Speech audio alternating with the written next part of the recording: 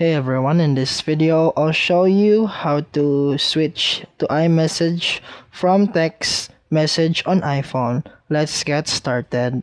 What you need to do first is open settings on your iPhone. Then, scroll down and tap messages. Make sure that iMessage is turned on. If it's off, toggle it on and wait for activation. And after that, check your internet connection. iMessage only works with Wi-Fi or mobile data. Open the conversation and make sure you're texting someone who also uses an Apple device with iMessage enabled. If the other person doesn't have iMessage, your message will stay green as regular SMS.